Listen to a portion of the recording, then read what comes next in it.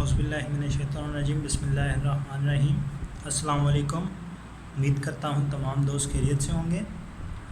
अच्छा, इस तरह की आज जो है मेरी पहली वीडियो है। आज की इस वीडियो में हम समझने की कोशिश करेंगे डेट टू जीडीपी रेशो। इससे पहले कि हम डेट टू जीडीपी रेशो पर बात करें, तमाम दोस्तों से गुजारिश है कि हमारे चैनल को सब्सक्राइब करें और अगर हमारी वीडियो पसंद आती है तो इसे लाइक और शेयर भी करें ताकि ये सिलसिला इसी तरह चलता रहे। तो टॉपिक की तरफ आते हैं, डेट टू जीडीपी रेशो।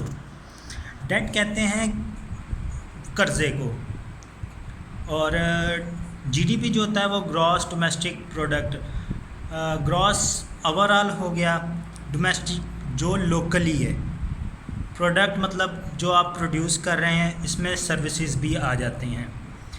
अब हम क्या करते हैं, डेट टू जीडीपी रेशो में तनाजुर करते हैं कर्ज़े का। जो भी एक कंट्री कर्ज़ा लेता है उसको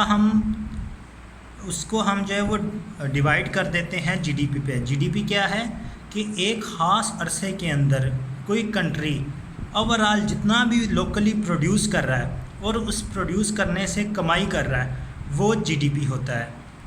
अब ये जो डेट टू जीडीपी रेशो होता है, इसकी एक वैल्यू होती है 77 टू 80%, 77% टू 80% तक।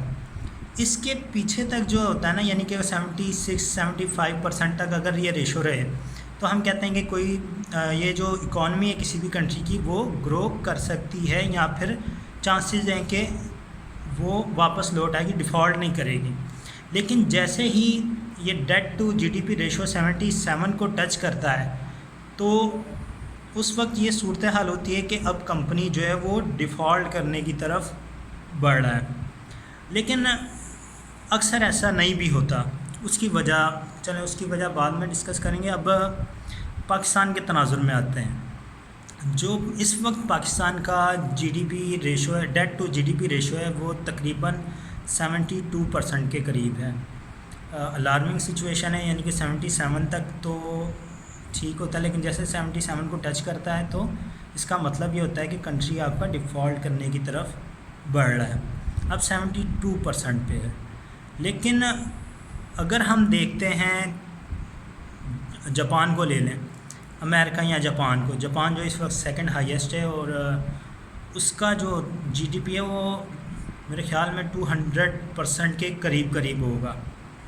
अब आप सोच रहे होंगे कि जापान का 200% के करीब है, जबकि 77 से इंक्रीज़ कर जाए तो कंट्री डिफ़ॉल्ट लाइन में आ जाता है। तो उसकी वजह जो है वो हम डिस्कस करेंगे, लेकिन उससे पहले देखें 2017 में यूनान जो था उसका ग्रीस जो है उसका डेट टू जीडीपी रेशो तकरीबन 150 के राउंड अबाउट था 2016-17 में। और आपने सुना होगा, अगर आपको याद हो, तो वो डिफ़ॉल्ट कर गया था। तमाम कंट्रीज़ जो है ना उसकी हेल्प कर रहे थे उसकी इकॉनमी को बिल्डअप करने के लिए। लेकिन जापान का उस वक्त भी रेशो 200% के करीब था, या 180 था या 200 के करीब था। लेकिन जापान डिफ़ॉल्ट नहीं कर रहा, बल्कि कहते हैं कि जापान की जो इकॉनमी है सबसे कम चांसेस हैं कि वो डिफ़ॉल्ट करे। उसकी वजह मैं आपको बताता हूँ। देखिए, इसकी वजह ये होती है कि दो तरह के लोन होते हैं। डेट जो होता है ना वो दो तरह से यूटिलाइज़ किया जाता है। एक होता है प्रोडक्टिव और एक होता है नॉन प्रोडक्टिव यूज़। अब पाकिस्तान जो है वो, पाकिस्तान जैसा कंट्री जो होता है वो कर्ज़े जो लेते हैं ना हम बाहर से, हम उनको यूज़ करते हैं नॉन प्रोडक्टिव टर्म में। मेरा मकसद तनकीद करना नहीं, सिर्फ समझाने के लिए बता रहा हूँ कि नॉन प्रोडक्टिव कैसे हो जाता है कि आपने अरबों रुपया कर्ज़ लिया, उससे आपने क्या किया, नाली पक्की करनी शुरू कर दी, सड़कें बनानी, पुल बनाने शुरू कर दिए। मैं तनकीद नहीं कर रहा, नो डाउट उसकी ज़रूरत महसूस की होगी तभी ये इंफ्रास्ट्रक्चर बनाते हैं, लेकिन वो नॉन प्रोडक्टिव यूज़ था। ये जो डेवलपमेंट के काम होते हैं ये उस वक्त किए जाते हैं कि जब आपकी इकॉनमी इतनी स्ट्रॉन्ग इनफ हो, या इकॉनमी को बिल्डअप करने के लिए। जैसे कि अगर 50 लाख घर, देखिए जिस तरह इंसान की जिस्म के अंदर ब्लड की ज़रूरत होती है ना, ब्लड सर्कुलेट करता रहे, ऑक्सीजन मिलती रहे, इसी तरह इकॉनमी के जो ब्लड होता है वो होता है आपका कैश सर्कुलेशन। कैश यानी कि सर्कुलेट करता रहे। तो इंफ्रास्ट्रक्चर देखें उस वक्त बनाना चाहिए, यानी कि अगर आप जो है वो कैश सर्कुलेट करना चाह रहे हैं मार्केट के अंदर या अपनी इकॉनमी में, तो आप क्या करते हैं, इंफ्रास्ट्रक्चर शुरू कर देते हैं। जैसे अभी कह रहे हैं कि 50 लाख घर बनाएंगे, में भी बने या ना बने, मुश्किल लग रहा है क्योंकि हमारे पास इतने पैसे नहीं है कि हम अपने जो है वो इंपोर्ट्स के अखराजात जो है उनको मीट कर पाएँ। तो वो इकॉनमी डेवलपमेंट तो बहुत बात की बात हो जाती है। तो वो क्या होता है कि इंफ्रास्ट्रक्चर के काम उस वक्त शुरू करते हैं कि इंफ्रास्ट्रक्चर के काम हो जिससे कैश जो है वो सर्कुलेट करें, बजाय इसके कि आप कैश को एक जगह पर रख दें। तो उस सिलसिले में जो वो इंफ्रास्ट्रक्चर के काम शुरू कर दिए जाते हैं। लेकिन पाकिस्तान की सूरत हाल जो थी वो ऐसी नहीं थी कि हम जो है वो कर्ज़ा लेकर यानी कि अगर तो आपके पास पैसे मौजूद हो ना, फिर तो आप डेवलपमेंट के काम करें, लेकिन आप कर्ज़ा लेकर, और ये सोच जो है ना वो हमारे माशरे में इस कदर फैल गई है कि यहाँ पे मैंने देखा है अक्सर लोग जो है वो कर्ज़ा लेते हैं किस लिए, कि बेटी की शादी करनी है, घर बनाना है, नई गाड़ी लेनी है चलाने, यानी कि किराए पे देने के लिए नहीं, या फिर वो जैसे टोयोटा वगैरह बसेस वो नहीं, पर्सनल यूज़ के लिए एक गाड़ी है, लेकिन बेटे के लिए एक गाड़ी लेनी है, बेटी के लिए लेनी है। उससे क्या होता है कि ये आप लोन ले रहे हो, बैंक से लोन ले लेते हैं। बहुत सारे बैंकर्स होते हैं वो कहते हैं कि गाड़ी के लिए हमें लोन लेना है। वो तमाम का तमाम लोन कहाँ पे ख़र्च हो रहा है, नॉन प्रोडक्टिव यूज़ पे। अब जिससे क्या होता है उनकी ज़िंदगियाँ भी मुश्किल हो जाती हैं। अगर तो कहीं से पैसे आ रहे हैं तो ठीक है पे ऑफ कर देंगे, अगर पैसे नहीं आ रहे तो डिस्टर्ब हो जाते हैं मामला बहुत ज़्यादा। कई दफ़ा होता है कि वो गाड़ियाँ भी बिक जाती हैं और आपको अपने पास से भी कुछ पे ऑफ करना पड़ता है। पाकिस्तान के साथ भी सेम ये हो रहा है कि आप कर्ज़ ले रहे हैं, ठीक है, लेकिन उसको प्रोडक्टिवली यूज़ नहीं कर रहे। जहाँ पर उसका यूज़ होना चाहिए वहाँ पे प्रॉपरली उसका यूज़ नहीं हो रहा, बल्कि आप डेवलपमेंट के कामों में ख़र्च कर रहे हैं जो नॉन प्रोडक्टिव है। जिससे क्या होता है कि आपने देखें पैसा लेके ख़र्च कर दिया नॉन प्रोडक्टिव कामों पे, अब वहाँ से आपको कोई पैसा वापस नहीं मिल रहा। जो आपने यानी कि लोन लिया था वो आपका ख़त्म हो गया, और ना आपकी इंपोर्ट्स में आप कमी कर रहे हो, इंपोर्ट्स में भी कमी नहीं हो रही और एक्सपोर्ट्स में इजाफा भी नहीं हो रहा। यहाँ तो होना कि भैया आपने लोन लिया है, आपने उसको डेवलपमेंट में यूज़ कर दिया है, और अब जो है वो आप ये कह रहे हो कि हमारी एक्सपोर्ट इस कदर ज़्यादा हैं कि हम जो है वो इजीली ये पे ऑफ कर देंगे। अब आपकी ना एक्सपोर्ट्स हैं ना आप इंपोर्ट्स में कमी कर सकते हैं। ऑयल्स आपको ख़रीदना ही ख़रीदना, पेट्रोलियम की मसनूआत आपने ख़रीदनी ही ख़रीदनी है। अच्छा जी, अब जापान में क्या होता है, सोच रहे होंगे ना, जापान भी तो देखें इतना कर्ज़ ले रहा है, उसका कर्ज़ ट्रिलियन डॉलर्स में, और उसका डेट टू जीडीपी यानी कि अगर वो मेरे ख्याल में तकरीबन 7 to 8 ट्रिलियन डॉलर्स जो है ना उनका डेट है, और वो उनकी जो जीडीपी है वो 4 और 5 ट्रिलियन डॉलर्स के दरमियान होगी, जिसकी वजह से उनका डेट टू ये जो होता है जीडीपी रेशो वो बहुत ज़्यादा होता है।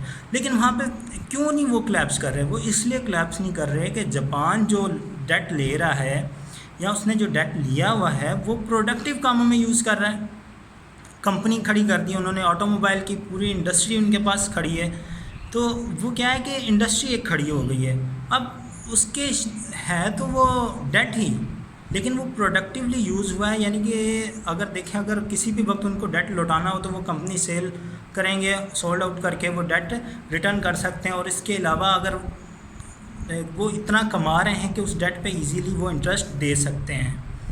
तो उम्मीद करता हूँ थोड़ा बहुत समझ आया होगा। टॉपिक बहुत वसी है, वीडियो की लेंथ तवील हो रही है, मैं उस कदर समझा नहीं पाया जिस कदर समझा सकता था। अच्छा, अब आखिरी बात ये कि पाकिस्तान के सिनेरियो में हम क्या करें, यानी कि डेट तो देखें अभी हमने IMF से फिर ले लिया है। अब मुश्किल ये हो रही है कि हमने डेट तो ले लिया, लेकिन हमने डेट लिया है किसके लिए लिया है कि हम जो है वो जो पहले से डेट लिया हुआ है उसको रिटर्न कर सकें। इसके लिए एक ख़ास टर्म यूज़ होती है, उसको कहते हैं विशियस सर्कल ऑफ पुअर्टी या पुअर्टी विशियस सर्कल। यानी कि एक आप ऐसे चक्कर में फंस जाते हैं, आप कर्ज़ा लेते हैं और फिर वो कर्ज़ा इस्तेमाल करते हैं, जो पहले आपने कर्ज़ा लिया होता है उसको पे ऑफ करने के लिए, और फिर आप दोबारा कर्ज़ा लेते हैं जो नया आपने डेट लिया उसको पे ऑफ करने के लिए, और आप इसी तरह जो विशियस सर्कल होता है एक ऐसे घेरे में फंस जाते हैं जिससे निकलना जो है वो मुश्किल हो जाता है। अच्छा, पाकिस्तान को ये चाहिए कि नाकिस राय के मुताबिक कि अगर हम जो डेट ले रहे हैं कोशिश करें कि उसको हम प्रोडक्टिवली यूज़ करें। इसके अलावा आवाम से भी दरख्वास्त है कि یہ چھوڑ دیں، یہ شادیوں کے لیے قرضے لینے یا نئی گاڑی رکھنی ہے، ایک آپ کے پاس آلریڈی ہے، آپ نے پھر بھی نئی گاڑی کے لیے لون لینا ہے، نئی گاڑی کے لیے نہیں لیں، لون لینا ہے تو لیں، کوئی بزنس اسٹیبلش کریں، کوئی چھوٹا موٹا کاروبار کریں جس سے جو آپ کا امپلائمنٹ ریٹ ہے وہ انکریز کر جائے اور ان امپلائمنٹ ڈکریز ہو، تو پروڈکٹیولی جو ہے نا وہ لون کو، ڈیٹ کو یوز کریں، اور حکومت پہ بھی زور ڈالیں کہ آپ جو ڈیٹ لے رہے ہیں اس کو پروڈکٹیو کاموں پہ یوز کریں۔ سڑکیں، نالیاں اور گلیاں پکی کرنے سے جو ہے وہ ملک کے حالات تبدیل نہیں ہوں گے۔ اب بڑی معذرت کے ساتھ آپ کو اب کچھ ویژنری کرنا پڑے گا، کچھ اور کرنا پڑے گا، اور عوام کو بھی نکلنا پڑے گا یہ گلی محلے کی سیاست سے، اگر آپ چاہتے ہیں کہ آپ کا کنٹری جو ہے وہ ڈیولپ کرے۔